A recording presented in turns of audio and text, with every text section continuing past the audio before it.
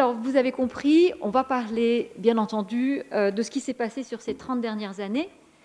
Certains sujets avaient été écartés parce qu'il y avait un souci de consensus lors de la conférence de Rio. L'enjeu était un sommet mondial qui se voulait porteur d'espoir pour le développement durable.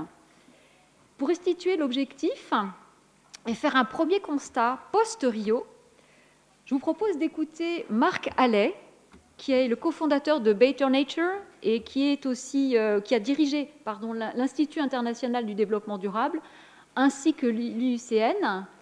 Et Marc Halley a aussi assisté, bien sûr, à tous les sommets de Rio jusqu'en 2012. Et je vous propose de l'écouter sur une vidéo qu'il nous a préparée pour cet événement et qui va nous permettre d'entendre son appréciation de Rio et de ses suites.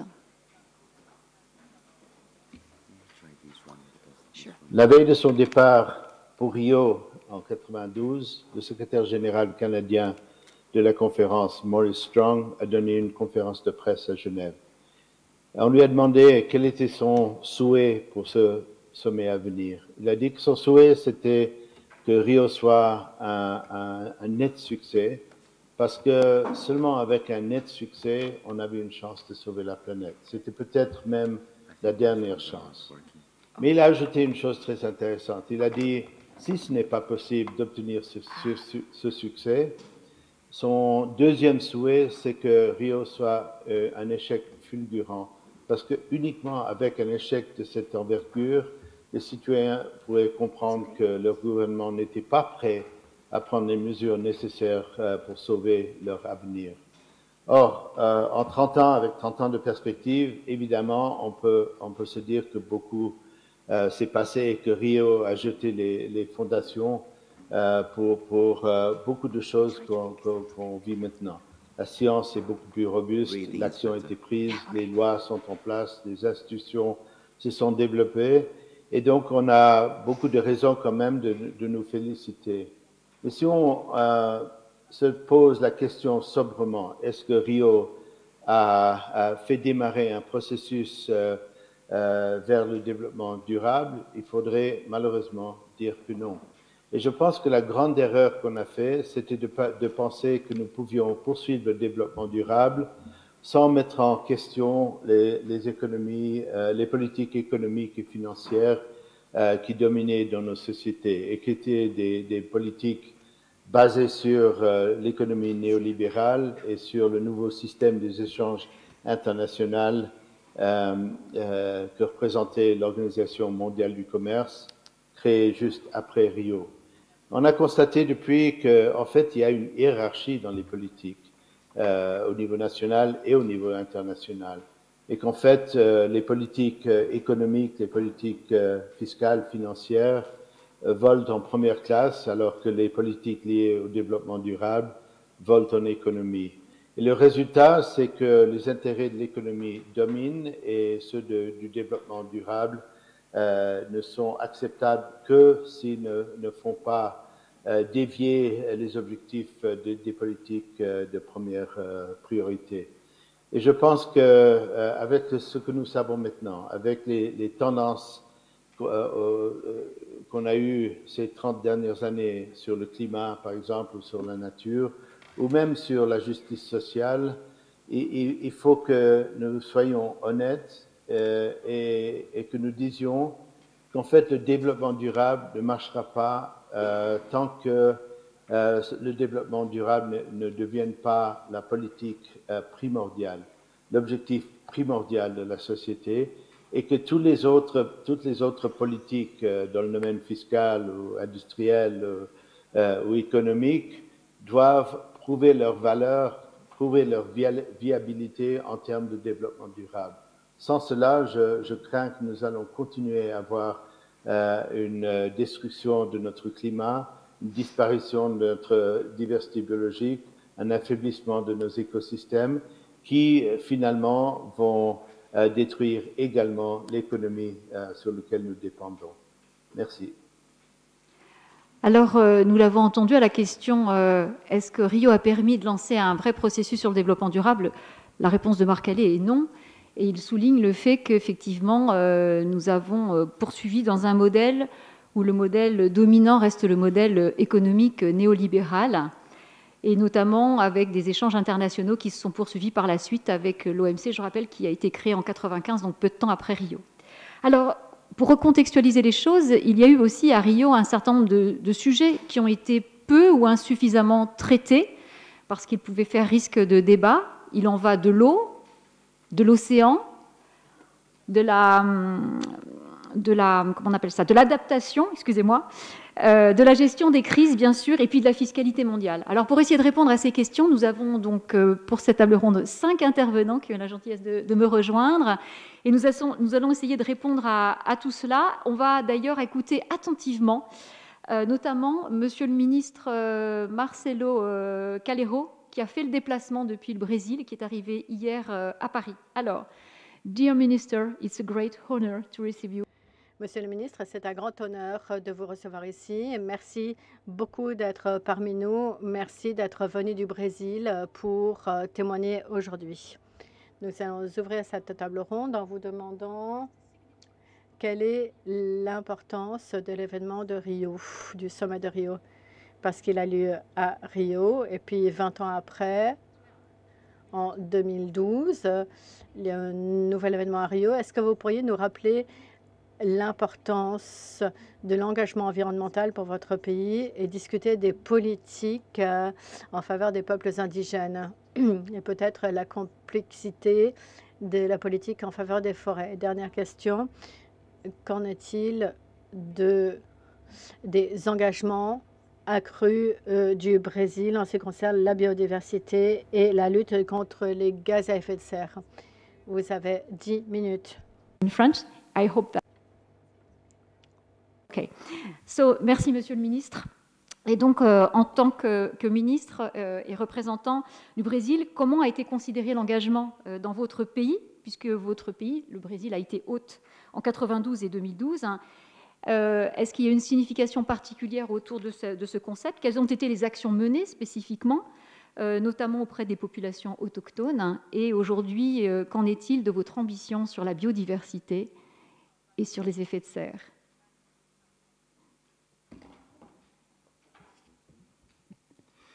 Hello, good morning to you all. Bonjour. I'm sorry, my French is very poor. Well, my English is not much better, but I will try to convey my message in an appropriate way. I'd like to thank very much to Mr. Thomas Fung, Director General of the Open Diplomacy Institute, and of course to Madame Bettina Laville, who invited me. Thank you very much for this invitation and this opportunity of talking to you all. I'd also like to thank Sandrine Maizano, Madame Sandrine Maizano, for hosting this roundtable. So when Madame Laville and Thomas invited me, I think that they wanted some political perspective. I'm a politician. Although I'm also a career diplomat. I'm saying that because there are some messages, political messages, that I like to share with you. And of course, they reflect my political view, and they do reflect the groups, and I would say also the parties to which I belong. So, and of course, if this is not a debate as such. We unfortunately don't have time to answer some questions and so forth. But I would be glad to debate with you out of the round table if needed during coffee break and lunch and so forth. So, and I'll try to see the questions you made, Madame Faisano, through this political perspective, if I may. I don't think it's a problem, is it? It's okay. So, what is important to have in perspective? Brazil has a very solid legal framework on environment issues. And I think that it was not a coincidence that Brazil hosted Rio 92, just 4 years after we had our Constitution of 1988. The Constitution of 1988 in Brazil came in place just after more than 30 years of military dictatorship in Brazil, as you know. I was born in 1982, so just in the momentum of the transition from dictatorship to democracy. And the Constitution is a milestone, a very important milestone, because it was the very first Brazilian Constitution in which the protection of the environment was, had a special chapter. And all the main, let's say, rules and directions for the environment protection are written in the Constitution. However, since Bolsonaro took power was elected in 2018, this constitutional and this legal framework is being, let's say, challenged by the political forces which support him. Which brings us a very important matter. No matter how strong is the legal framework, and no matter how strong are the institutions, and in Brazil we do have strong institutions, and I'll just talk about it later. If we go to a country in which there is such, like, let's say, an imperialist executive branch, as it is in the case of Brazil, I mean, the president of Brazil is almost an emperor, because we are not a parliamentarian republic as you are here, for instance. So if there is no political will of the executive branch, we do have a problem, even though we are talking about, let's say, state policies such as the environment. You know that in 2015, I was chosen by Mayor Eduardo Paes, the mayor of Rio, the current mayor actually, because he was re-elected, to be the Secretary of Culture. And we introduced a very, let's say, modern process of financing the cultural sector in Rio. And then just after him, the city elected a very conservative guy as a mayor, which was, of course, very bad to the city. But this guy dismantled all the cultural policies that we implemented. And I was pretty much, you know, regretting the fact that we didn't place those policies, let's say, in a law, so that they would continue after we left power. But then, just seeing what is happening with the environment affairs in Brazil, I do not regret that much anymore, because I realized that although we might have a solid, a bold legal framework, if there is no political will, we can just step back, as it's happening now. So I know that you all read the news and you know more or less what is going on in Brazil. So my aim here is just to put everybody on the same page. So what is going on now is that there are several lawsuits discussing exactly the role of the government in the deforestation and in the misprotection of the traditional people of the forest. But what you see is that those lawsuits are not sufficient to curb and to stop the dismantling of the tools and this legal, let's say, framework that I mentioned. So that's why I think it's very important that we think in an international governance system, and I'm provoking you, because as we were able, as humankind to set up an international court to discuss human rights and to discuss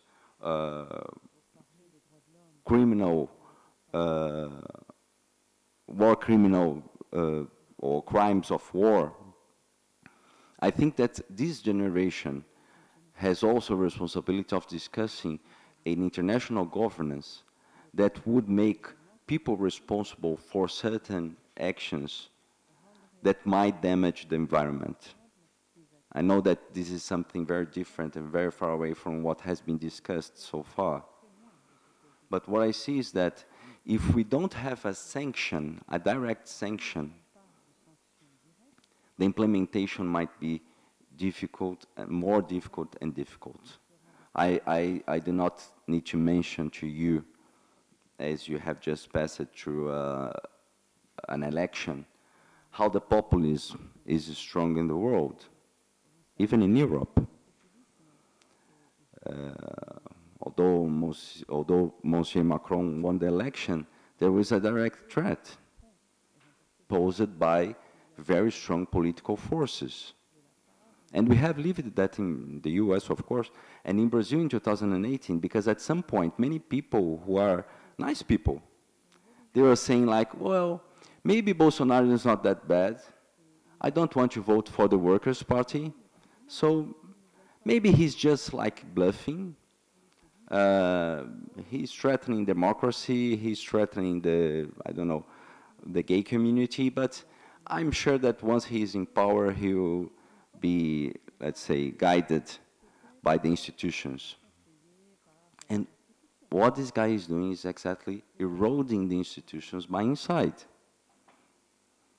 And that's something that we have to have in perspective, because for the very first time in Brazil, and again, I'm going to more a political side, we have a president who is basically putting in question the electoral system.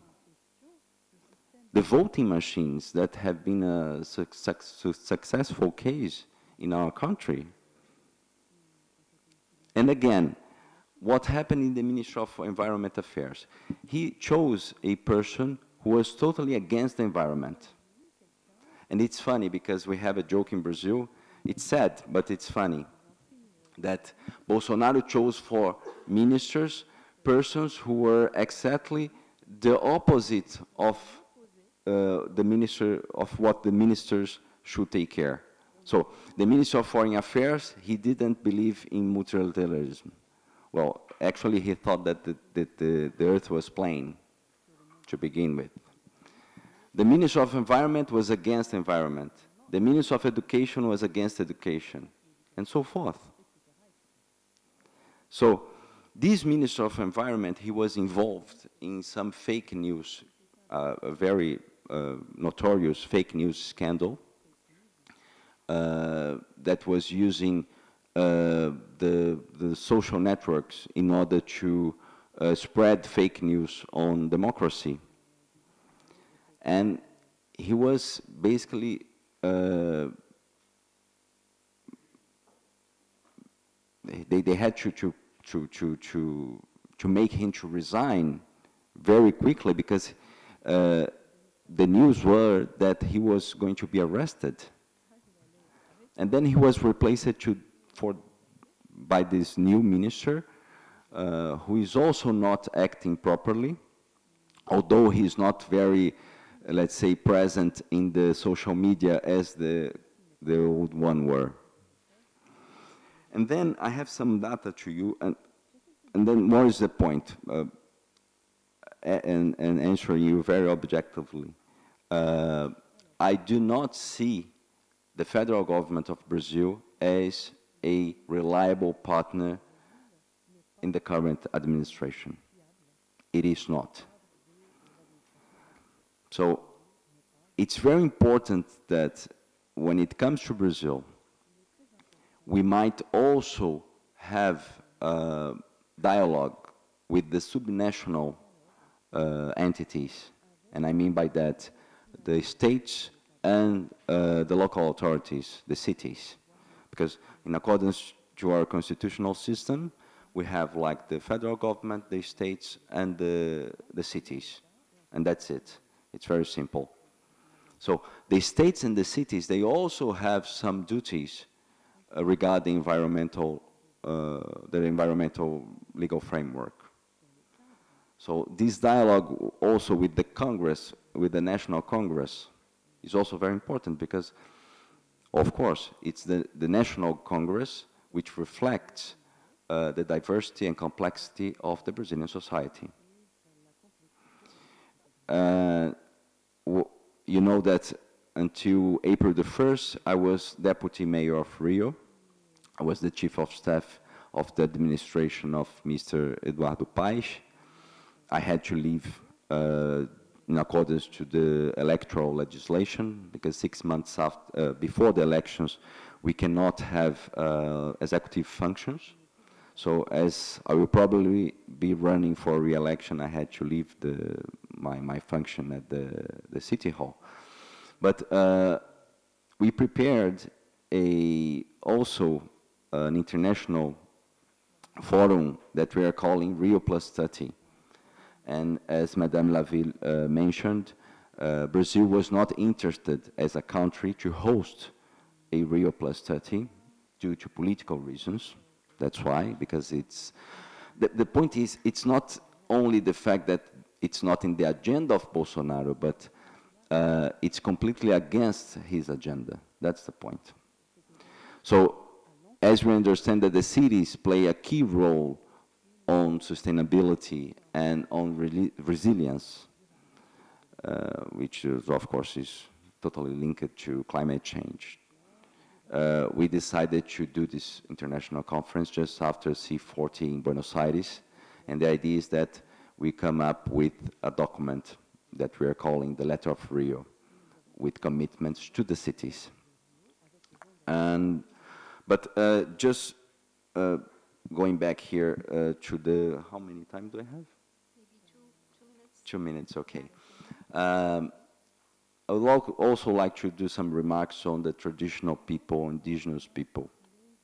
What we are facing in Brazil is a major challenge on that as well. And I was saying that Bolsonaro is eroding the institutions by inside. What is he doing as well? He's suffocating in terms of financing the agencies which are part of the Brazilian government structure, as he could not change the structure itself, because for that he would need the Congress, and he does not have the Congress, thanks the Lord. He's just not giving money to those agencies. And in Brazil we have a very special agency which was created by the Constitution of 1988, which is FUNAI. FUNAI actually is older than that, but with the Constitution it gained special, let's say, attributions. He's just cutting their budget. And the FUNAI is responsible for exactly providing the indigenous people all the services that they rely on, and also to do this dialogue between the communities and the government so that we can know their needs and so forth. So if you ask me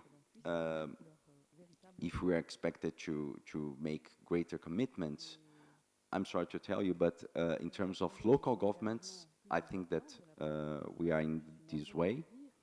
Several states of Brazil are doing a direct dialogue with the European government. But in terms of a national government, I don't see a very good forecast. And I do hope that we have a change in government in October. The elections are being held in October, as you know. The parties were not able to build up a candidacy in what we call the third way. So basically we will have Lula against Bolsonaro. And I must say, I am not a fan of the Workers' Party. I've never voted for Lula or for the Workers' Party. But the most important thing, and I'm very glad to see that the Brazilian political forces are understanding that, is that we must have a change in the government. That's the most important thing. If the Workers' Party was the only one which were able to make it viable, So that's what you have. And just to conclude, and I promise that I'm concluding, you know that my advisors that have written a very nice thing to me to say, but I could not follow it. Just to emphasize that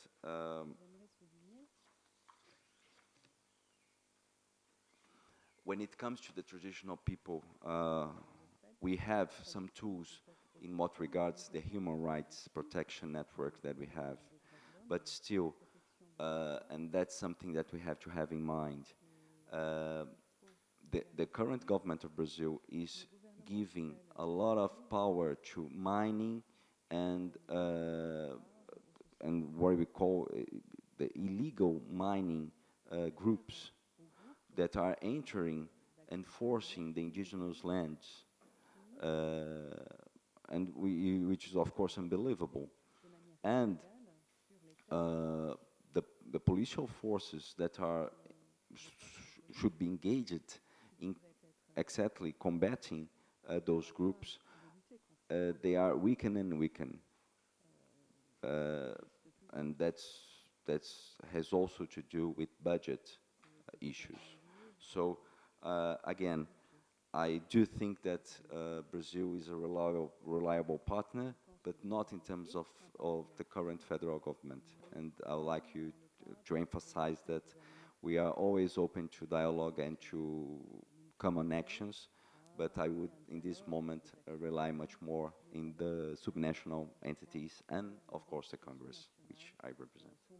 Thank you very much. Merci beaucoup.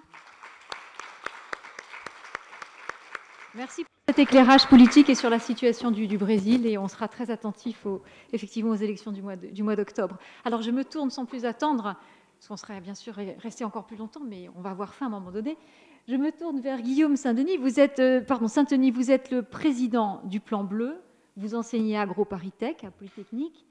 J'ai envie de vous demander ce matin, du coup, vous, quelles sont vos appréciations sur les évolutions donc, de ces 30 dernières années, et peut-être apporter aussi un éclairage sur les thèmes qui ont manqué.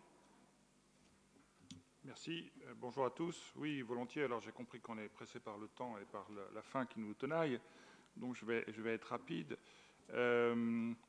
Et je pense que si on veut parler de Rio, il faut prendre ensemble les 5 textes, puisqu'il y a en fait 5 textes. Il y a la déclaration, il y a les 3 traités, et puis il y a la déclaration sur les forêts.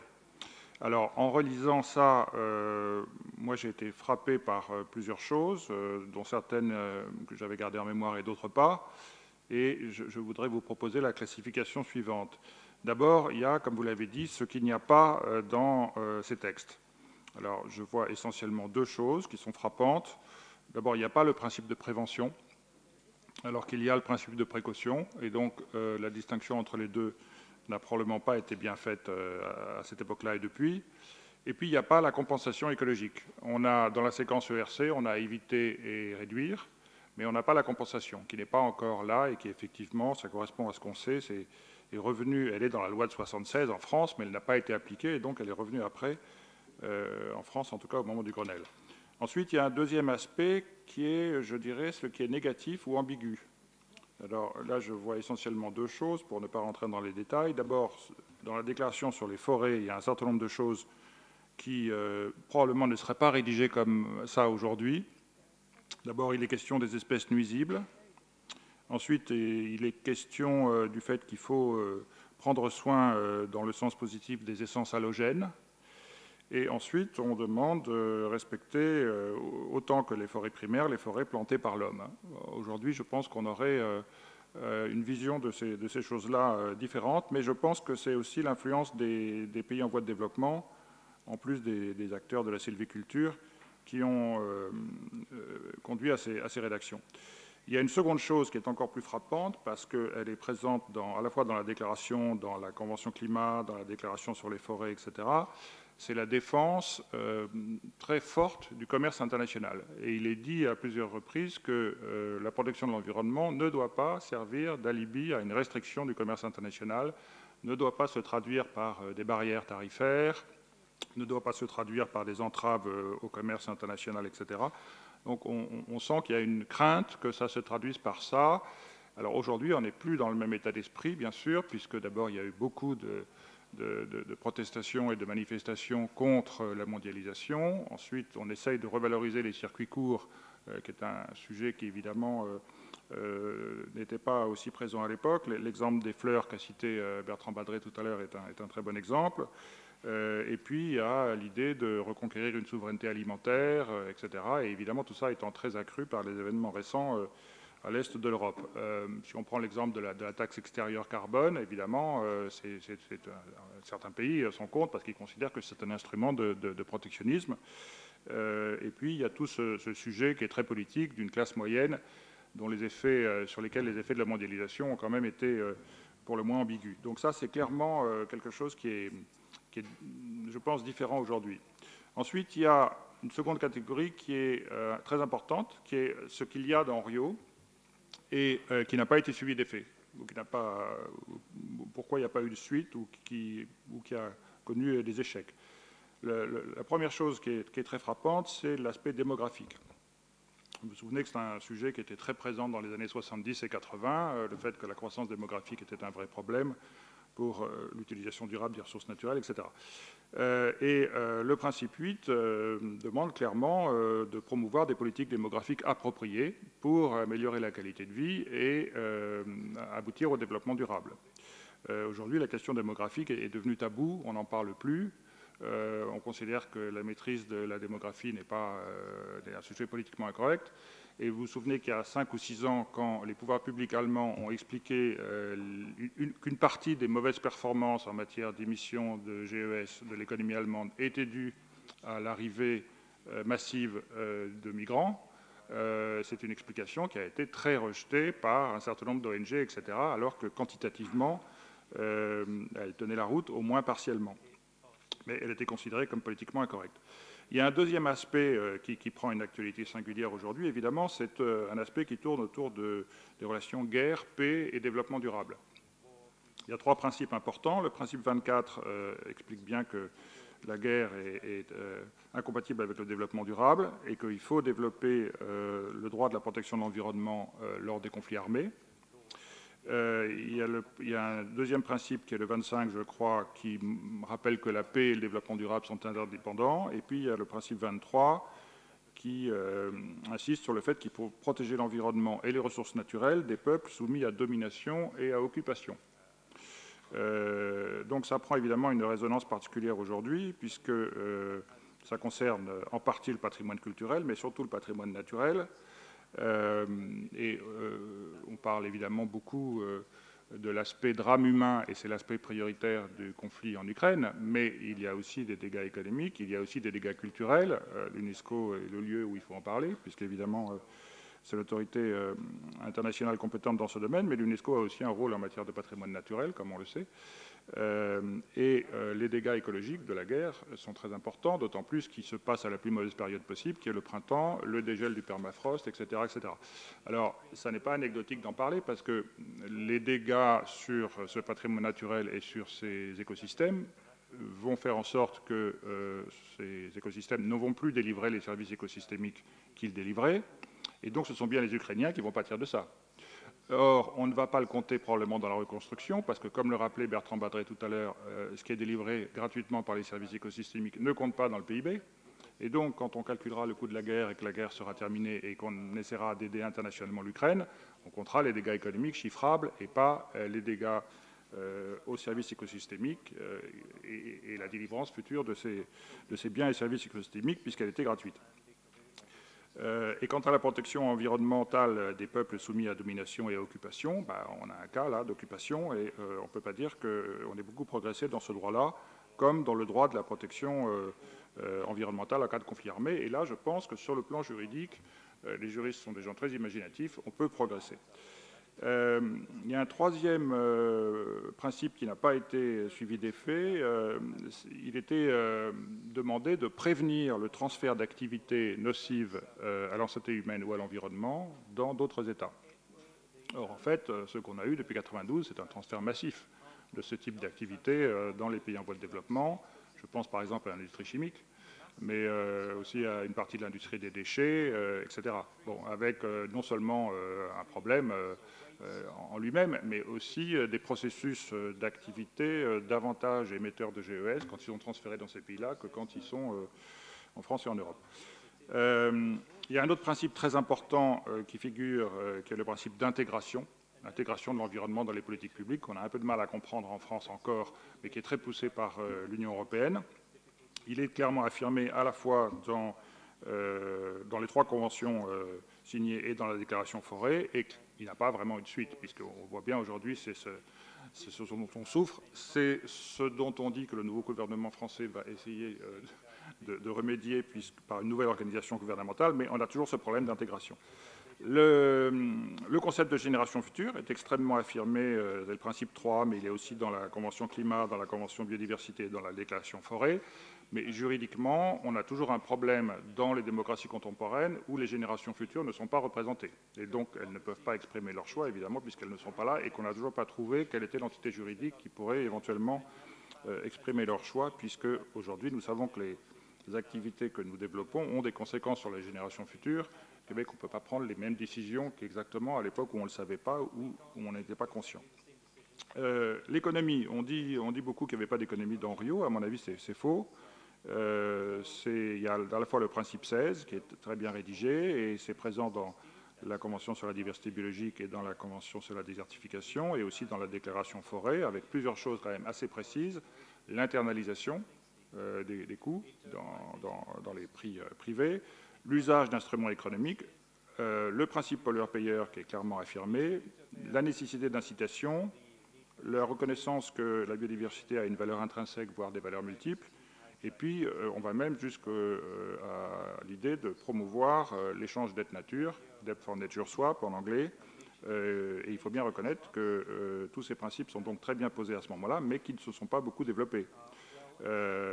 Alors, ce qui est intéressant, c'est que cette vision économique, et non pas par des outils très normatifs, puisqu'on reproche, là j'ai vu dans la présentation qu'il y avait insuffisamment d'outils normatifs dans Rio, mais il faut bien voir qu'on est juste après 89, c'est-à-dire juste après la chute du mur de Berlin, on est à l'époque de Fukuyama, la fin de l'histoire, et on pense que l'économie du marché est l'horizon indépassable, et qu'on va peu à peu progresser ensemble vers un modèle commun, et que peu à peu, le développement durable va se développer de cette manière-là. Ce qui n'est pas une vision théorique, parce que si on allait jusqu'au bout de l'économie de marché, l'économie de marché intégralement appliquée supposerait l'internalisation des coûts sociaux dans les coûts privés. Et s'il y avait cette internalisation, évidemment, une grande partie des problèmes seraient résolus. Et il faut bien reconnaître que le problème était bien posé à ce moment-là, mais on n'a pas beaucoup progressé. Ça rejoint d'ailleurs un peu ce que disait Bertrand Badré sur le système comptable, etc. Sur le changement climatique, on a, contrairement à ce qu'on dit parfois, deux choses très importantes qui sont affirmées à plusieurs reprises, qui sont l'adaptation. L'adaptation est bien présente, elle fait l'objet de 3 articles dans la Convention climat, articles 2, 3 et 4, et puis, avec beaucoup d'insistance, l'importance des puits et des stocks, donc stock étant ce qui existe déjà, puits étant le processus d'absorption des gaz à effet de serre, qui figure aussi bien dans la déclaration forêt que dans la Convention climat, avec 4 articles, et même dans le préambule. Et là, il faut bien reconnaître que depuis 1992, on a clairement privilégié l'atténuation sur l'adaptation, pour des raisons qu'on pourrait expliquer, mais on n'a pas le temps. Et les puits et stocks, ça a été un peu le parent pauvre. On s'est réveillé que très récemment sur ce sujet. Et il est demandé clairement dans ces textes d'encourager les acteurs à stocker davantage et à développer le rôle des puits. Et il faut reconnaître, si on prend l'exemple de la France, que la France a fait l'inverse, puisqu'on a accru la taxation des puits carbone depuis la loi de finances pour 2018, puisque les espaces naturels qui stockent du carbone sont davantage taxés en France depuis quelques années qu'ils ne l'étaient auparavant. La mer est aussi présente, puisqu'elle figure aussi bien dans la Convention climat que dans la Convention biodiversité, qui dit clairement que tout son contenu est applicable à la mer.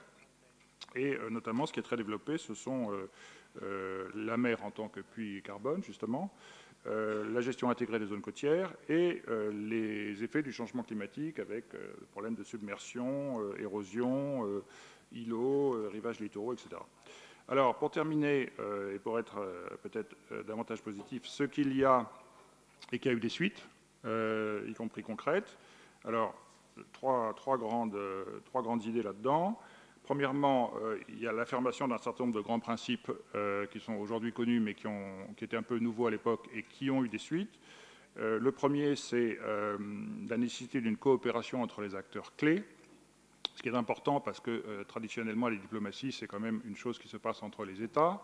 Et là, il y a l'idée de mettre ensemble les États, les acteurs locaux, les acteurs de la société civile, les entreprises, et que l'idée qu'on n'y arrivera pas si ces gens-là ne collaborent pas. Et ça, c'est une idée qui est quand même un petit peu nouvelle et qui est clairement affirmée aussi bien dans la déclaration que dans la Convention de biodiversité et la Convention sur la désertification, et qui a été reprise depuis très régulièrement dans la plupart des textes qui ont suivi et aussi dans les actions qui ont été... C'est une chose, par exemple, qu'on met en pratique en Méditerranée dans le cadre de la Convention de Barcelone.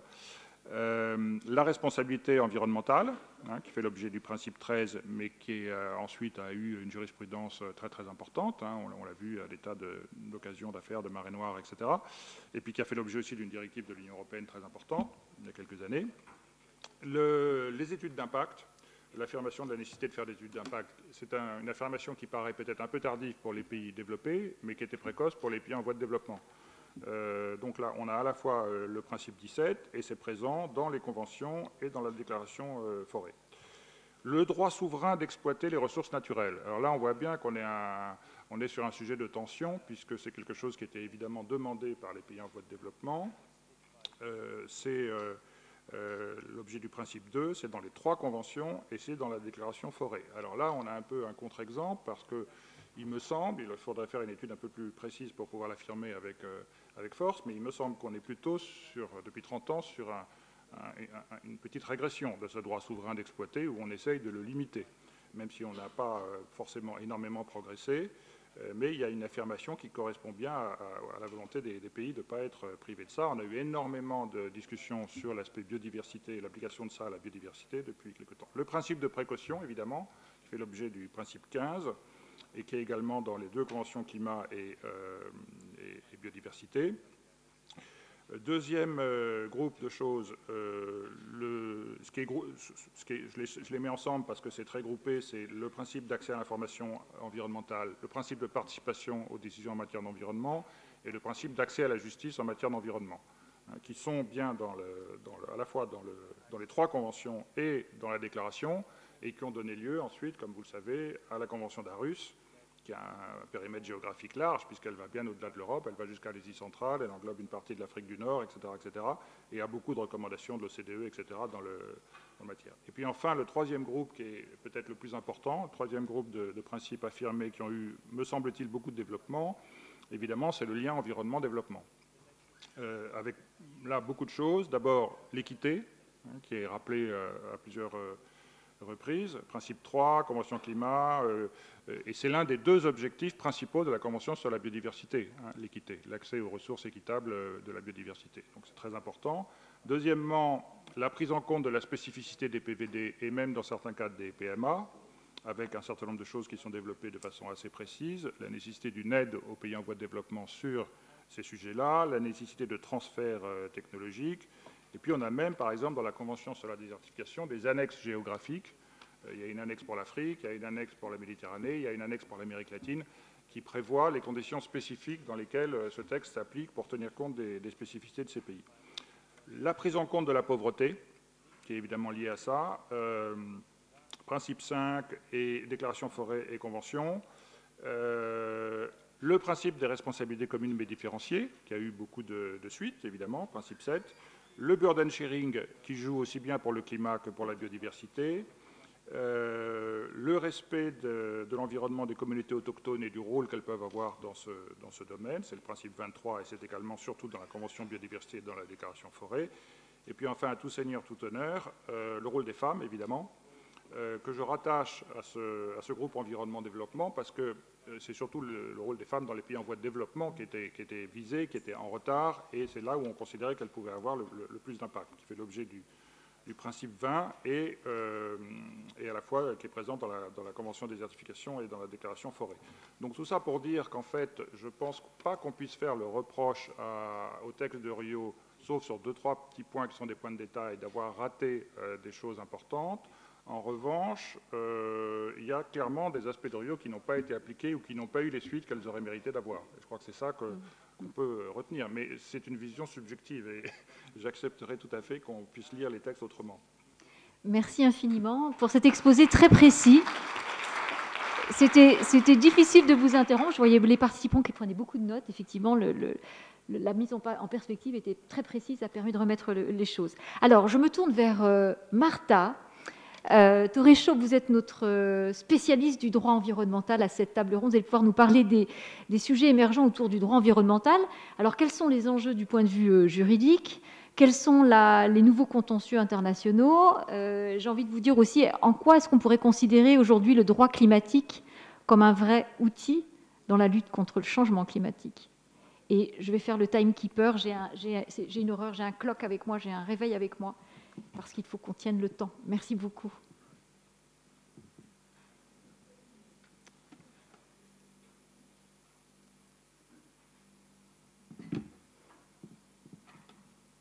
Eh bien, merci beaucoup. Merci infiniment pour cette invitation. Merci beaucoup aux organisateurs, organisatrices surtout, spécialement à Madame Bettina Laville qui m'a fait vraiment l'honneur de m'avoir invitée. Alors, dans le temps qui m'est accordé, je vais essayer de présenter quelques aspects juridiques tenant précisément à ces évolutions, notamment de la question climatique depuis Rio. Alors, je ne voudrais pas trop revenir sur tout ce qui a déjà été dit. Il y a beaucoup de choses qui ont été dites. Mais peut-être insister sur le fait que cette convention cadre des Nations Unies sur les changements climatiques adoptés au sommet de la Terre à Rio en 1992 n'entre en vigueur qu'en 1994, avec beaucoup de pays quand même qui ratifient entre-temps, 197. Et également aussi souligner, je pense que ça a déjà été dit, que la Convention cadre sur les changements climatiques n'est pas du tout la seule qui a été rédigée à l'occasion de Rio. Il y a même 3 autres à laquelle on pourrait effectivement rajouter 2 autres, et notamment celle qu'on ne mentionne pas souvent, qui est la Convention de Ramsar sur les zones humides, qui est vraiment essentielle aujourd'hui pour lutter contre le changement climatique. Rappelez aussi que dans la Convention cadre sur les changements climatiques de 92, l'objectif ultime était double. D'abord, prévenir les activités humaines qui pourraient faire augmenter l'émission des gaz à effet de serre. Donc, la question de la prévention apparaît déjà dans les objectifs même de la Convention, même si ce principe apparaît après peu ou seulement en filigrane ou alors mêlé, comme il a été dit, à celui de la précaution. Et deuxième objectif, celui de stabiliser en fait le réchauffement. Et je reviendrai sur cette question de la stabilisation, puisque ça marque l'évolution du point de vue juridique aujourd'hui de la lutte contre le changement climatique. Alors, commencer aussi la Convention de Rio, Convention cadre, avait besoin d'être mise en œuvre à partir d'autres instruments juridiques, donc 97 protocole de Kyoto et après un accord plus universel, puisque le protocole de Kyoto n'avait pas trop fonctionné pour une série de raisons sur lesquelles je ne reviendrai pas, mais notamment compte tenu de son caractère trop économique et peut-être avait oublié d'autres aspects qui pourtant étaient dans la Convention cadre de 92, d'où donc la nécessité d'un accord universel et donc l'accord de Paris qui est le tout dernier instrument juridique 2015 qui va apporter toute une série de nouvelles dynamiques. Je reviendrai également sur cela. Donc, 3 points essentiels sur lesquels j'aimerais insister pour montrer un peu bilan et perspective du point de vue juridique de ces Rio plus 30 plus. Premièrement, le fait que la Convention cadre, cela a déjà été dit, est d'une grande complétude et possède déjà tout ce qu'il faut pour avoir pu faire des avancements qui, malheureusement, n'ont pas forcément été faits. Deuxième point, et qui complète celui-là, c'est quelles sont du coup les difficultés qui ont été rencontrées et comment, malgré cela, on a pu rendre d'une certaine manière effective cette convention cadre. Et troisième question, aujourd'hui, comment est-ce qu'on peut revenir sur un certain nombre des dynamiques qui ne sont pas forcément vertueuses et comment est-ce qu'on pourrait rendre plus effectif à la fois la Convention cadre et l'accord de Paris. Alors, sur le premier point, je voudrais insister sur cette complétude de la Convention cadre qui était extrêmement innovante et qui revêtait même une certaine audace d'un certain point de vue juridique. Cela peut paraître un peu scolaire, mais ça me paraît important de revenir sur quelques articles, et notamment, je vais insister d'abord sur l'article 1. Article 1, pourquoi ? Eh bien, parce qu'il va commencer par définir ce qu'on entend par un effet néfaste du changement climatique. Et cette définition, en fait, elle ne sera pas forcément reprise par ailleurs. Concernant le changement climatique, il faudra attendre beaucoup d'années pour ne pas dire beaucoup trop finalement d'années, puisqu'on en reviendra sur ce type de définition finalement assez systémique de ce qu'on entend par un effet néfaste et par un dommage finalement global. En France, il faudra en fait attendre un peu l'affaire d'El-Erika et la loi des protections biodiversité de 2016. Et finalement, d'un point de vue plus judiciaire, c'est-à-dire appliqué finalement par les juges, il faudra attendre en 2021, tribunal administratif de Paris, dans le cadre de la fameuse affaire du siècle, qui pose la question de la responsabilité de l'État face à un dommage écologique du fait du trop d'émissions et donc d'un manque de contrôle et d'un manque de limitation de ces émissions de la part de l'État, c'est-à-dire une insuffisance finalement réglementaire et législative qui va caractériser ce dommage écologique créé à l'atmosphère et qui reprend donc finalement cette définition de l'article 1 de la Convention cadre, déjà de 1992, mais seulement en 2021, sur ces effets néfastes. Je reviendrai aussi sur l'article 2 de la Convention qui fixe cet objectif dont j'ai parlé tout à l'heure, objectif qui est celui donc de stabiliser les émissions. Et alors, pour ce qui est de cette stabilisation, il n'y a pas non plus un cadre juridique après cet article 2 et donc après la Convention 92 qui revient un peu sur ce qu'on entend par stabilisation et comment est-ce qu'on va y arriver. Il y aura quelques règlements de l'Union européenne, mais finalement, cette définition de la stabilisation, d'un point de vue juridique, elle reste un peu une lacune et elle commencera à se développer et à prendre une certaine importance à nouveau d'un point de vue judiciaire, à l'occasion d'un certain nombre d'affaires climatiques, notamment la toute première, d'abord 2005, c'est la plainte déposée par les Inuits devant la Commission interaméricaine des droits de l'homme, mais qui n'aura aucune suite.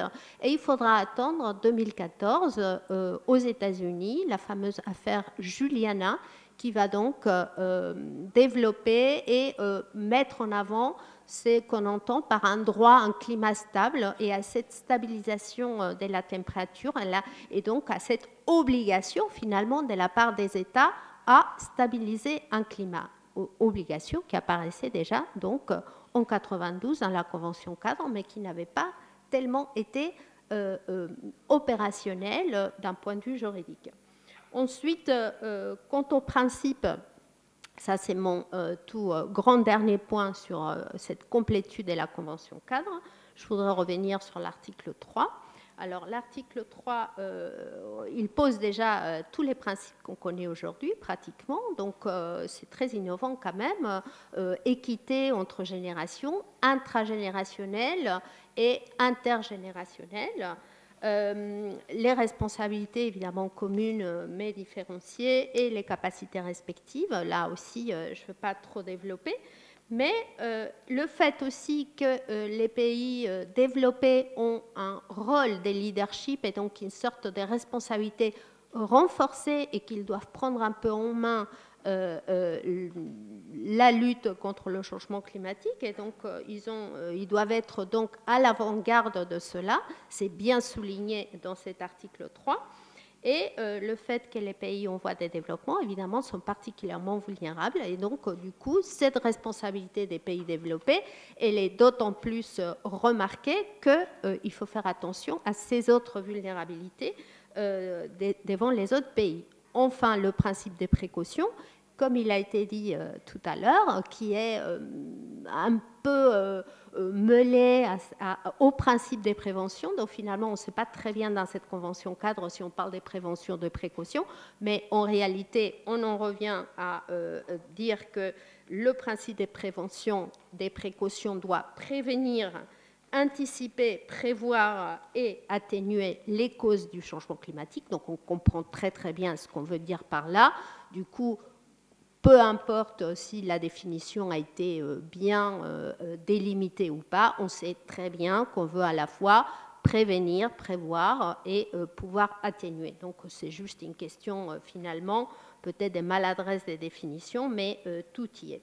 Alors on arrive à aujourd'hui avec donc cet accord de Paris qui crée une série de dynamiques, mais qui finalement n'apportera pas grand-chose de nouveau par rapport à la Convention cadre, si ce n'est que il apparaît un nouveau principe qui n'a pas trop été développé jusqu'à maintenant et qui est donc ce principe des non-régressions, mais qui est très très peu finalement mis en œuvre du point de vue juridique, mais qui a une énorme potentialité. Donc ça fait partie quand même d'une évolution très positive, je dirais, et dont on pourrait tirer beaucoup de conclusions et en grande partie. Ce principe des non-régressions, il apparaît dans la nécessité, en fait, de tous les pays de faire des progrès et donc de ne pas du tout revenir en arrière par rapport aux efforts qui ont pu être déjà mis en œuvre depuis 1992. Et un autre sujet qui est extrêmement important, c'est l'article 4 de cet accord de Paris qui essaye de préciser un peu plus la question de la responsabilité qui était seulement énoncée dans l'accord cadre, mais dans l'accord de Paris, en fait, il est bien souligné dans l'article 4, paragraphe 18, que chaque pays est responsable de ses émissions. Alors, quelles sont les questions qui se posent? Ça, c'est mon deuxième point, mais j'irai en une vite. minute, Martha, je suis désolée. Alors, les questions qui se posent sont, est-ce que cet accord de Paris, finalement, il est contraignant? Est-ce qu'il n'est pas contraignant?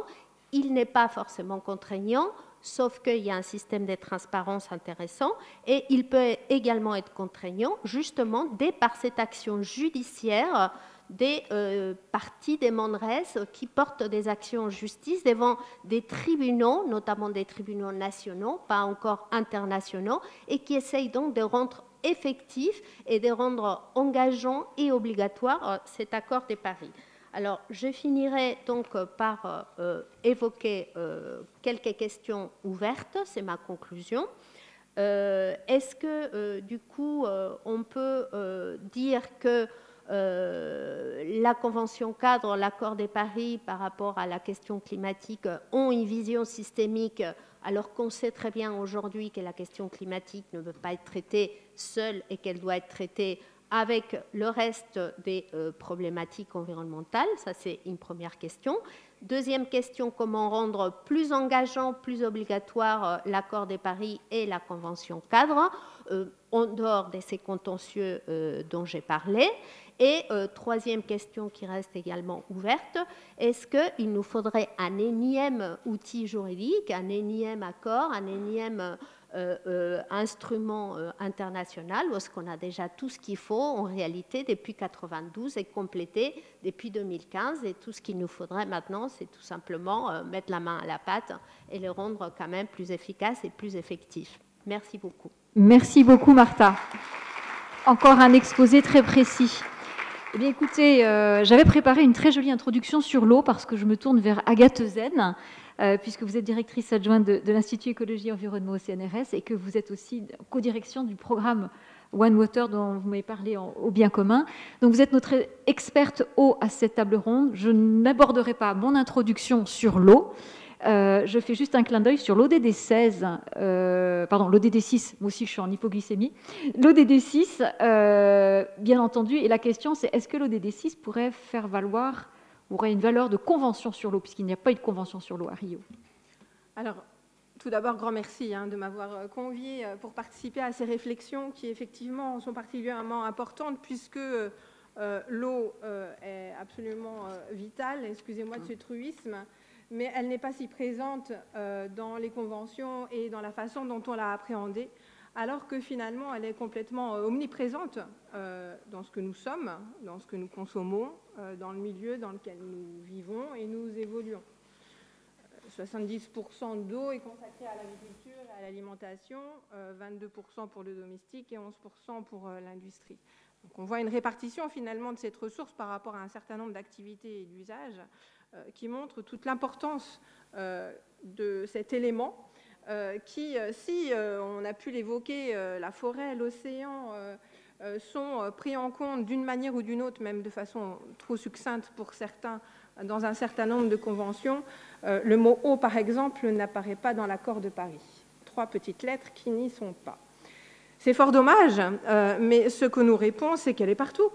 Donc pourquoi vous vous inquiétez? Effectivement, quand on parle d'agriculture, forcément, il y a de l'eau. Quand on parle de désertification, effectivement, normalement, on parle de l'eau. La biodiversité, elle ne serait pas là sans l'eau. Donc voilà, ça pose question tout de même.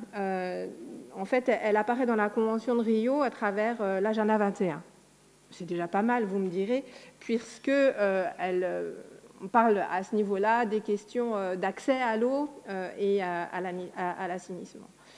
Un point peut-être dire que finalement, elle l'a repris un peu de poids, c'est à Rio plus 10, qu'on n'a pas encore évoqué, à Johannesburg, dont on peut dire que ça a été un moment pas forcément des plus heureux, même si c'est à ce moment-là où finalement, après la prédominance de l'économie, puis de l'économie et de l'environnement, et le social a quand même fait son apparition au moment de Johannesburg, et l'eau a été à l'honneur quant au fait de reconnaître la nécessité de favoriser l'accès à l'eau et à l'eau destinée à la consommation humaine et à l'assainissement pour le maximum de la population humaine.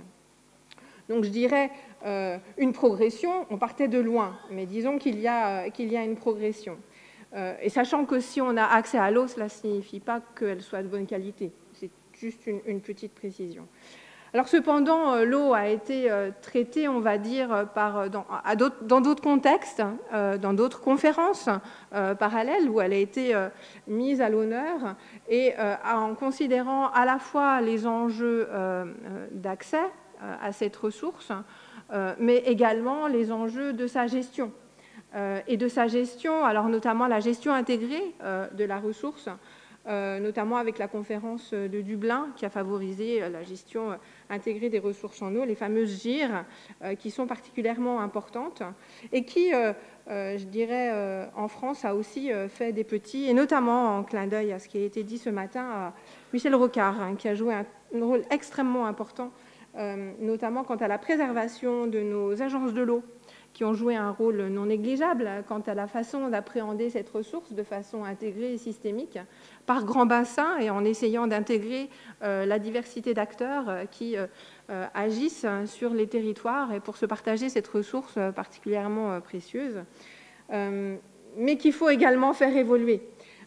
Et cela, faire évoluer, alors peut-être en rétablissant les valeurs de l'eau, et là, un énorme travail a été fait au niveau de l'UNESCO récemment sur les valeurs de l'eau, non seulement les dimensions économiques, mais les valeurs symboliques, culturelles, patrimoniales, qui peuvent y être associées et qui sont constitutives de la culture et constitutives des sociétés dans lesquelles nous sommes.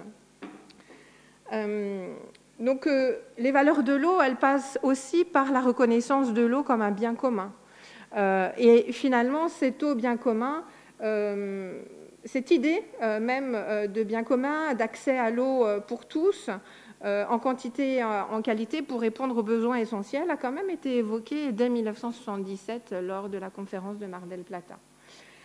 Si après, à la conférence de Dublin, qui a promu la gestion intégrée de la ressource en eau, a malgré tout, dans son principe numéro 4, considéré l'eau plutôt comme un bien économique, plutôt comme un bien commun. Ce qui montre les débats et la valeur de cette ressource qui est difficile à partager compte tenu des enjeux et du caractère vital qu'elle peut considérer.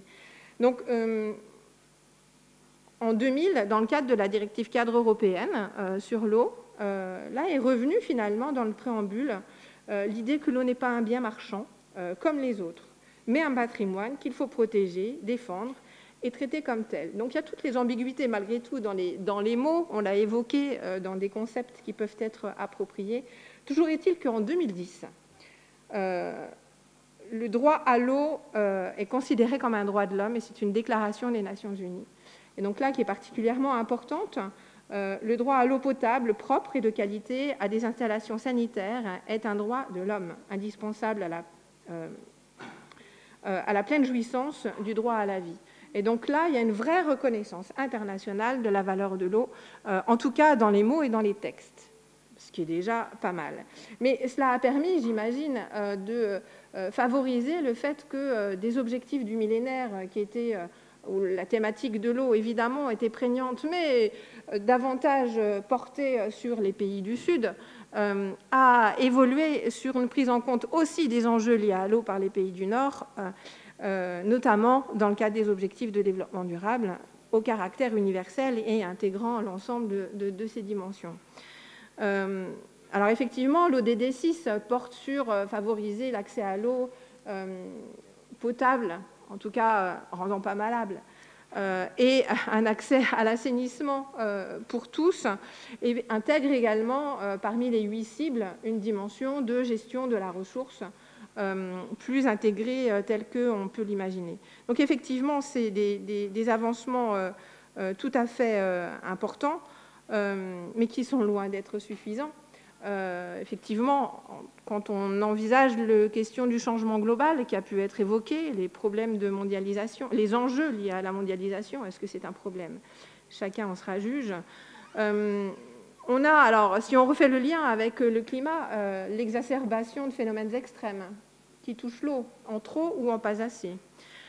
Une croissance, une augmentation de l'alimentation qui va être liée notamment à une croissance démographique, ça a été évoqué, particulièrement importante, et qui va avoir un impact direct sur la pression sur la ressource, sur les prélèvements et répondre aux besoins essentiels pour produire l'agriculture et nourrir ces personnes, mais également pour partager cette ressource, notamment dans des lieux où l'urbanisation sera de plus en plus grande et où la densification des populations conduira à des pressions sur la ressource encore plus grandes, et non seulement en termes de prélèvement sur la ressource, mais en même temps en termes de dégradation des milieux, avec des risques de pollution, car on aime créer de nouveaux produits en permanence, mais les conséquences sur le milieu, l'eau, l'air, les sols, n'est pas toujours connu encore.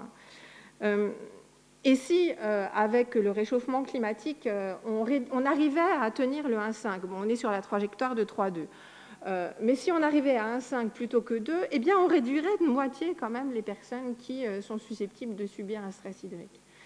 Donc on voit bien que finalement, avec des petites choses, on arriverait quand même à assurer un bien-être des populations peut-être un peu plus grand, mais ce n'est pas tout à fait le cas. Il faut savoir aujourd'hui que 2,2 milliards de personnes, à peu près 30% de la population mondiale, n'a pas accès à un service domestique en eau potable. Alors, il y a du progrès, puisque en 2017, il y en avait 7% en plus. 4,5 milliards de personnes, 60% de la population mondiale, n'a pas accès à un service d'assainissement. Tout ça veut dire ne pas avoir un robinet chez soi, mais sont comptés ceux qui éventuellement ont un robinet dans la cour, mais qui ne sont pas assurés d'avoir en permanence, durant la journée, l'eau qui va couler comme il se doit et comme nous avons l'habitude d'en profiter. Des chiffres qui, à mon avis, sont faux, mais qui sont indicatifs et indicateurs d'une réalité qui montre l'urgence de passer des mots aux actions. Est-ce que ça doit passer par une convention, une nouvelle convention? J'en sais rien. Je ne suis pas sûre. En tout cas, ça nécessite, comme ça a été évoqué tout à l'heure, de changer un peu de paradigme et de faire évoluer la façon dont on considère cette ressource, non plus au service d'eux, mais pour elle-même. Et c'est un peu en ce sens que, dans le cadre du programme d'investissement d'avenir financé par la France, là, nous avons proposé un programme, donc One Water, eau bien commun, qui, sur 10 ans, vise à mobiliser l'ensemble de la communauté de scientifiques français, d'embarquer autant que possible et autant que faire se peut l'ensemble des acteurs des territoires, que ce soit du monde socio-économique, des collectivités territoriales et des ONG, pour essayer ensemble de construire cette gestion de l'eau pour la partager et pour s'assurer sa pérennité et la nôtre au passage. Donc voilà, donc c'est une tentative qui émane d'une démarche scientifique, mais portée par le président, le gouvernement, j'espère, qui va continuer à le soutenir. Mais toujours est-il que, voilà, je suis engagée clairement dans cette nécessité de réhabiliter la valeur de l'eau et d'essayer de la faire reconnaître pour ce qu'elle est, à la fois pour répondre à l'ensemble des enjeux qui sont les nôtres, favoriser le bien-être de chacun, mais dans une logique de soutenabilité, d'équitabilité et finalement pour assurer autant que faire se peut notre avenir. Merci beaucoup Agathe pour ces 10 minutes sur l'eau.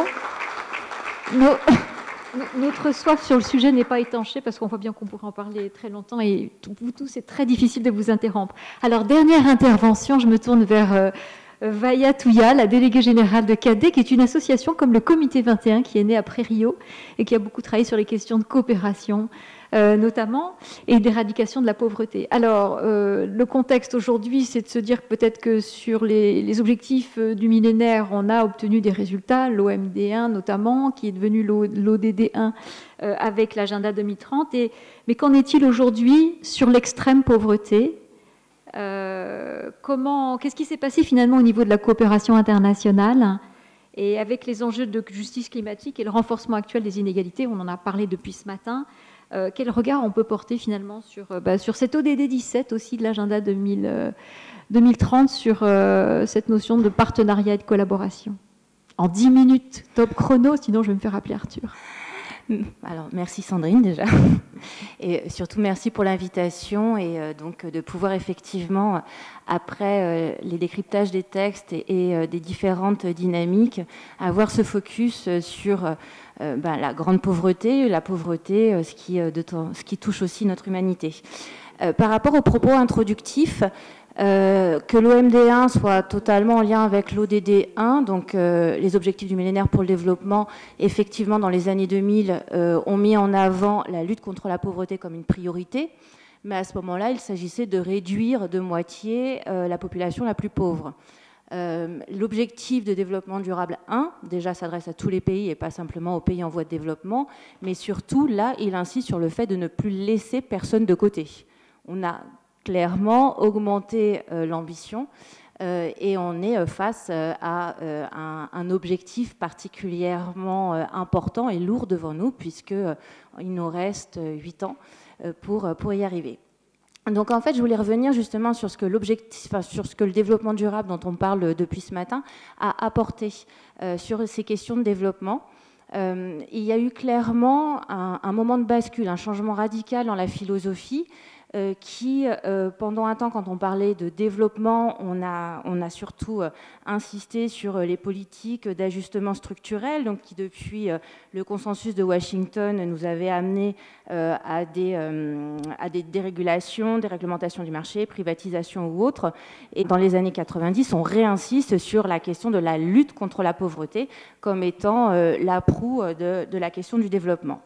Et en 92, je ne vais pas revenir sur tous les textes, mais juste insister sur la question des droits, les droits reconnus aux individus et aux droits déjà contenus dans les déclarations historiques. On a rajouté, complété plutôt l'accès au logement, l'accès à l'eau dont on vient de parler, l'éducation, à la santé. En tout cas, c'était mentionné. Il y a aussi cette question de recherche d'équité. Et dans la question de la recherche d'équité, on insiste aussi sur la question de rattrapage.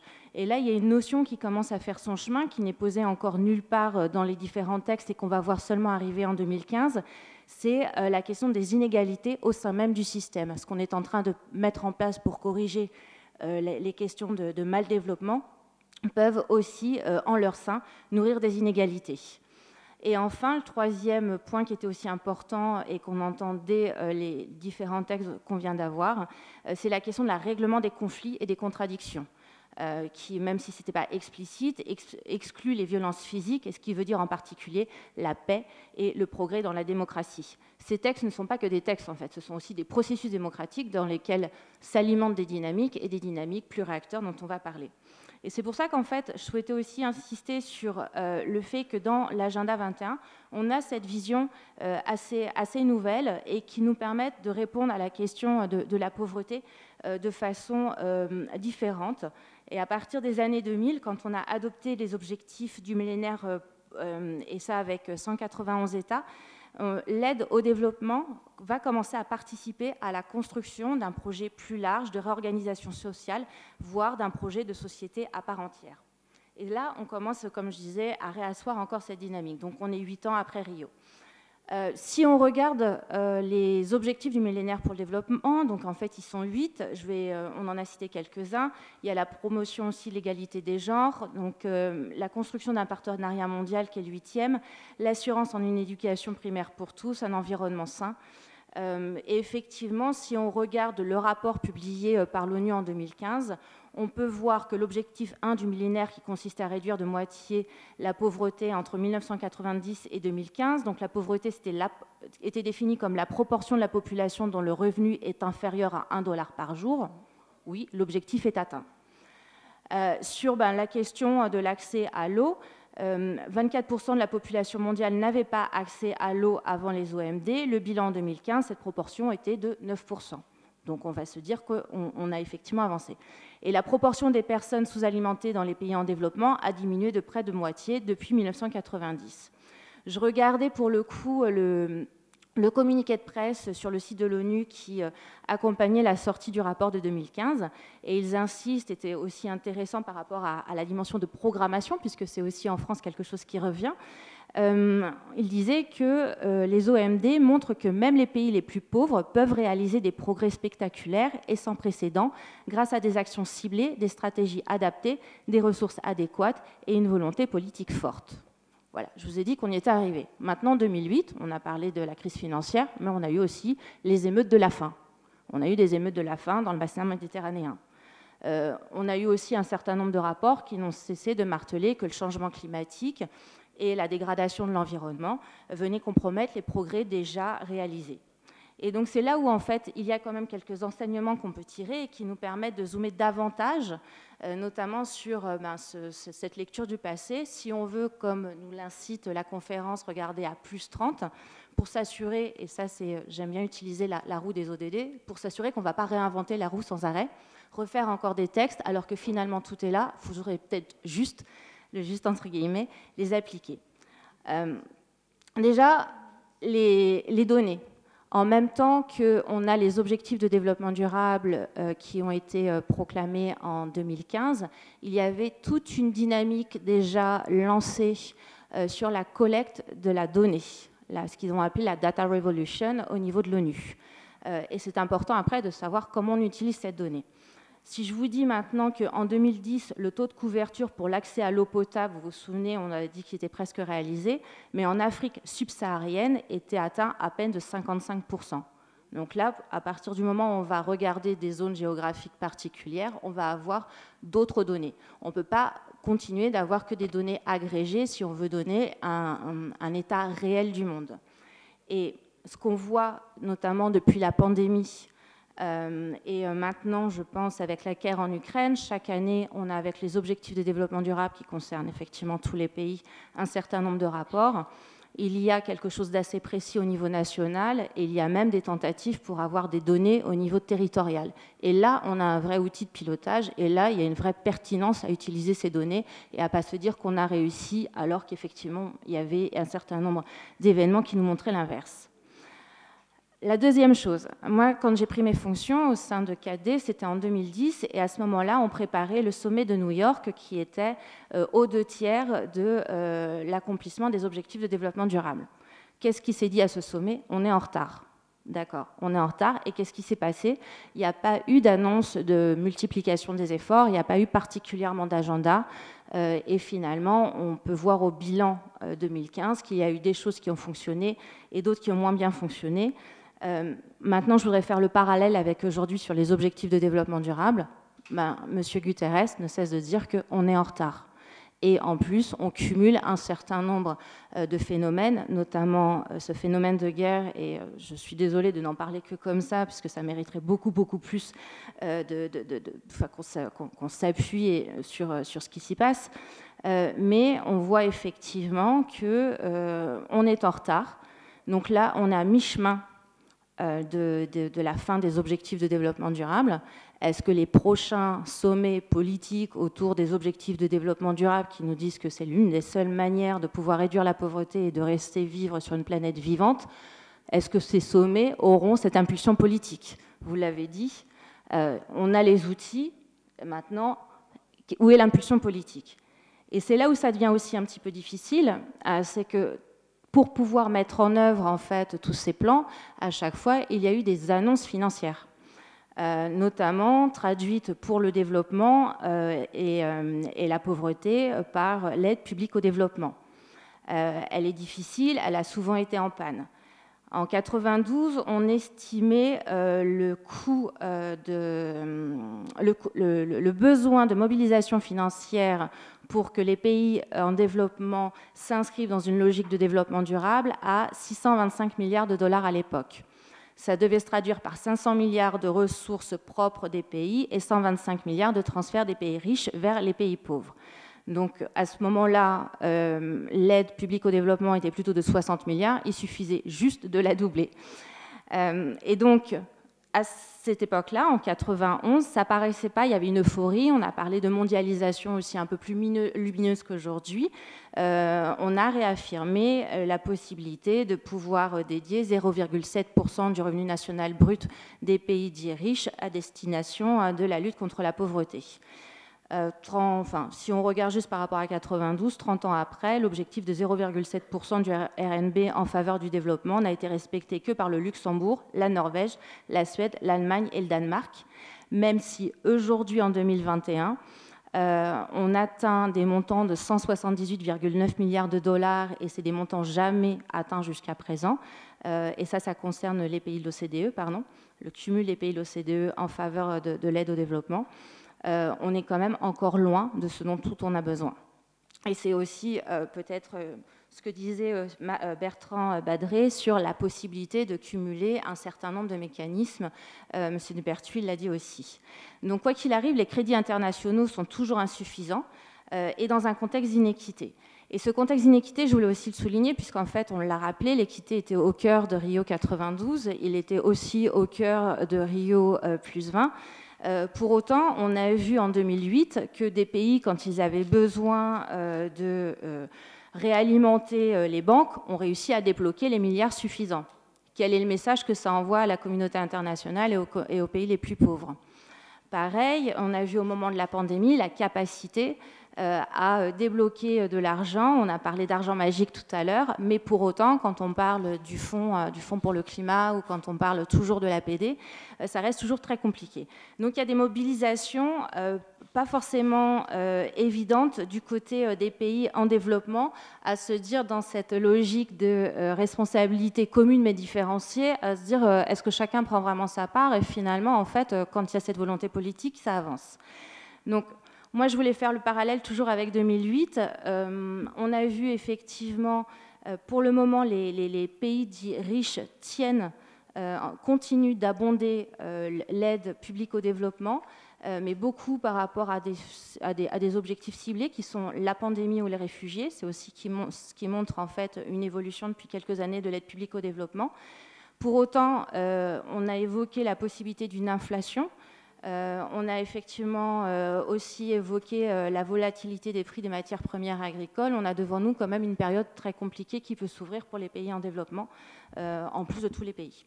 Et donc, il y a, il me semble, une rhétorique régulière qu'on entend dans ces espaces multilatéraux. Dans les espaces multilatéraux, j'entends aussi G8, G20, et avec Open Diplomacy, forcément, il y a des liens. La société civile, les ONG et syndicats notamment, répètent depuis de nombreuses années que pour pouvoir pallier à ces problèmes de financement internationaux, il faut supprimer les paradis fiscaux. On l'entend régulièrement. La taxation des transactions financières pour abonder un fonds mondial en faveur du développement climat. Et maintenant, ce n'est plus simplement une demande de la société civile. Ça a percuté effectivement des réflexions plus larges au niveau des politiques publiques. L'annulation de la dette des pays les moins avancés et la mise en conformité, comme d'habitude, avec les engagements de l'aide publique au développement, 0,7% du RNB. Donc, j'insiste là-dessus parce que à chaque fois que c'était pour Rio 92 ou les objectifs de développement durable, la question financière a été un préalable aux accords. On l'a évoqué tout à l'heure, il y a eu Addis Abeba qui était la conférence sur le financement du développement en juillet. On a eu les objectifs de développement durable qui sont venus soutenir effectivement la question de la justice sociale, je vais l'appeler comme ça, et après les accords de Paris. Je pense qu'on n'aurait pas eu les accords de Paris en juillet, les accords de Paris en décembre, si on n'avait pas eu cette chronologie-là avant. Et donc, petit point positif quand même par rapport à ce que je dis et pour nous projeter en 2030, les OMD jusqu'à présent par rapport à la pauvreté essayaient de traiter des enjeux qui étaient liés aux biens essentiels mais en silo. Les objectifs de développement durable sont interdépendants, donc on est enfin en train de casser ces silos et donner un outil à ce qu'on dit depuis tout à l'heure sur l'approche systémique, l'approche transversale. Cadé plutôt depuis 30 ans sur le développement durable, on a beau parler de transversalité, ça ne se décrète pas, ça se construit, c'est quelque chose de fin et de nuancé, et c'est là-dessus qu'il faut véritablement continuer de travailler à toutes les échelles. Donc les ODD sont indivisibles et en plus, ils nous offrent une batterie d'indicateurs et un renforcement des capacités des outils statistiques qui permettent d'être dans un pilotage et pas simplement dans évaluation, ah ben tiens, on va refaire un plan pour dans 30 ans. Non, là, en fait, c'est tous les ans qu'il y a une logique d'évaluation, même maintenant à des échelles territoriales, pour essayer justement de participer à cette accélération. Et Vaya, justement, puisqu'on parle d'accélération, je suis vraiment désolée. Je termine juste sur les inégalités. Voilà, les inégalités jusqu'en 2015, on n'en parlait pas, on parlait que de la pauvreté. Pour autant, vous voyez que même au sein de pays dits riches, les inégalités augmentent. Je voulais réinsister sur le contexte avant les objectifs de développement durable. Vous vous souvenez de ces mouvements 1%, 99%? Il y a eu des dénonciations très fortes, même dans des pays dits riches comme au Canada ou comme aux États-Unis, sur les inégalités. Et enfin, on a un espace avec les objectifs de développement durable pour parler de façon multilatérale de ces inégalités. Et donc, ce qui est important, je pense maintenant, c'est de ne pas simplement prendre la question des inégalités au regard du revenu. Bien entendu, elle est importante, mais insister, et c'est ce que font de plus en plus d'acteurs de terrain, sur les inégalités multidimensionnelles, d'où le fait que tout soit lié. Sur le fait de pouvoir avoir des égalités d'accès à l'alimentation, à l'éducation, des égalités aussi en termes de genre. On a parlé des égalités d'accès au numérique et à la diffusion à l'information. Ces inégalités, si on ne les traite pas de façon multidimensionnelle, elles se superposent, elles se renforcent même entre elles et elles conduisent à une spirale où on voit, et c'était tout l'objet aussi d'organisations comme ATD Quart Monde au moment de l'évaluation des OMD, où on voit effectivement des franges de la population complètement déclassées. Donc je reviens sur la question de ne laisser personne de côté. On a besoin effectivement de cette cohérence des politiques publiques, notamment pour traiter des inégalités dans la question du respect des limites planétaires. Et c'est pour ça qu'ici, j'insiste effectivement sur ces objectifs de développement durable qui nous donnent une nouvelle lecture complexe et réaliste du monde, en osant documenter les arbitrages justement grâce au système d'indicateurs et voir une approche d'impact qu'ils entérinent en nous parlant déjà de 2030. Donc il nous reste 8 ans. Le GIEC nous dit même qu'il nous reste 3 ans. Donc, j'accélère pas simplement pour qu'on aille tous manger, mais pour insister effectivement sur la cohérence aujourd'hui dont on a besoin. Merci beaucoup. Merci Vaya. Merci pour cette remise en perspective. Alors, sans plus attendre, nous plongeons sur la conclusion. Il y avait 2 vidéos qui étaient prévues, qui seront passées cet après-midi. C'est un très joli témoignage de la jeunesse. Mais pour nous permettre quand même de grignoter un petit coup avant de redémarrer à 14h30, je me tourne vers Monsieur le ministre, Marcelo Calero. Auriez-vous la gentillesse de nous faire la conclusion de cette table ronde, peut-être les idées clés, les faits marquants, qu'est-ce qui vous a marqué en moins de 2 minutes? C'est jouable? Let's go.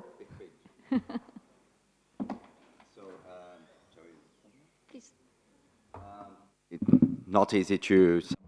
Évidemment, il n'est pas très facile de résumer, faire la synthèse de cette table ronde, mais quelques idées clés. Ce qui est clair, c'est qu'il est nécessaire de renforcer le cadre juridique de la protection de l'environnement, pas simplement en rédigeant de nouveaux textes, mais en créant des outils et mécanismes contraignants qui pourront garantir la mise en œuvre de politiques portées par la science. Donc, quel que soit le gouvernement au pouvoir, sauf si le gouvernement est contre la science, si vous voulez, la science est une espèce de garantie que nous disposons des outils nécessaires à la mise en œuvre de ces politiques, même si le gouvernement ne croit pas à la science, ce qui est le cas d'ailleurs au Brésil. Mais ce qui est important, c'est de renforcer la coopération avec différents acteurs politiques et parties prenantes, en particulier la société civile et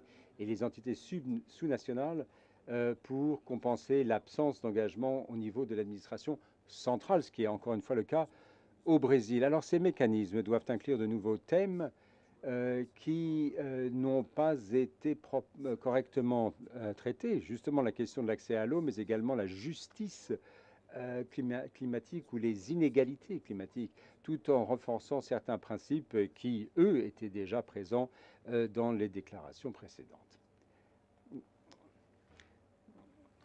Merci pour cette synthèse extrêmement percutante. Nous avons vraiment un parterre international. Intervenants, merci aux participants aussi, puisque vous avez eu la gentillesse et la délicatesse de rester sur une heure difficile. À tout à l'heure, 14h30. On compte sur vous.